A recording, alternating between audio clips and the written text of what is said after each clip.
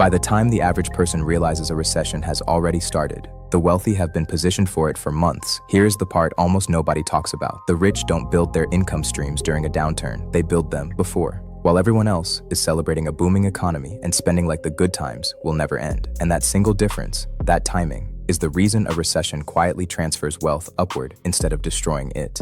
In the next few minutes, I'm going to show you the 5 income streams the wealthy set up before a recession hits, including one that actually pays them more when the economy gets worse. Stay with me, because number 3 is the one the banks hope you never figure out. Stream number 1, the dividend floor. The wealthy build a base layer of income from companies that keep paying no matter what the economy does. Not the flashy names, the boring essential ones. Consumer staples, utilities, healthcare. The businesses people cannot stop buying from even when money gets tight. There's a group of companies that actually raise their dividends straight through the 2008 crash and the 2020 shock. The rich load up on those in the good years, so that when the bad years come, the checks keep landing in the account. That's the floor under everything else. But a dividend floor alone is not the real secret, because it still depends on the market. The next one doesn't. Stream number 2, boring, essential cash flow businesses. While everyone else chases the exciting startup, the wealthy, quietly, buy the unsexy money machines. Self-storage, laundromats, car washes, waste services, vending, the kind of business nobody brags about at dinner. Why? Because demand for them barely moves in a recession. People still wash clothes. They still store their stuff. In fact, when people downsize their homes in a downturn, storage demand often goes up. This is the heart of what people now call stealth wealth. The richest person on your street is rarely the loudest. He might just own 3 car washes you drive past every day. Ask yourself, how many boring businesses do you pass every single day without realizing someone is getting quietly rich off them? Drop one in the comments. Stream number 3, and this is the one the banks would rather you skipped. The wealthy don't just borrow money, they lend it. Here is what happens in a downturn. Banks get scared, they tighten up, they stop lending, and when the normal money dries up, someone still has to fund the deals. That someone is private credit. The wealthy step in as the lender and collect the interest. This is the stream that pays more when the economy gets worse, because when credit is scarce, the price of money goes up. Private lending has ballooned into a market worth more than $1.7 trillion.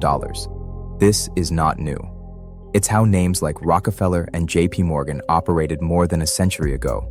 Be the bank, not the borrower.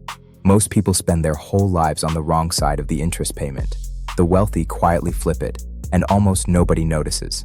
Stream number 4, real assets that produce rent. Not just houses, farmland, rental units, billboards, cell towers, anything that spits out a check every month and holds its value when the dollar weakens. People will always need somewhere to live, food to eat, and a signal on their phone, recession or not. And here's the timing move. The wealthy don't buy these at the top. They keep dry powder, cash on the side. So when prices drop in a downturn, they buy the same rent-producing asset at a discount. Everyone else is panic selling. They're quietly shopping. Stream number 5, royalties and intellectual property. This is the closest thing there is to income that ignores the economy completely. A song keeps earning every time it's played. A book keeps selling. A patent keeps licensing. A digital product keeps downloading, whether the stock market is up, down, or on fire. The wealthy build or buy these rights, and then they get paid again and again for work that was done once. And this is the newest frontier. There are now entire marketplaces where you can buy a slice of music royalties or licensing income the same way you'd buy a stock. Income detached from your time and detached from the cycle. So, let's lock it in. If you remember nothing else, remember this. Timing beats everything. Build before the recession, not during it. Lead time is the entire edge. Stack, don't single. Study after study of self-made millionaires lands on the same pattern. They rarely lean on just one source of income. Chase cash flow, not clout. Boring and countercyclical wins the downturn. Keep dry powder. Cash on the side isn't doing nothing. It's waiting to buy the discount. Here's the truth. Most people miss. The recession is not what makes the wealthy richer. Their preparation is. The gap between them and everyone else was never luck. It was lead time. They planted while the sun was out.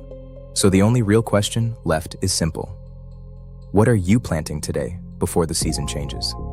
If this shifted the way you see money, Hit subscribe and turn on the bell, because on this channel, we break down exactly how the top 1% actually builds and protects wealth. Then tell me in the comments, which of these 5 streams are you building first?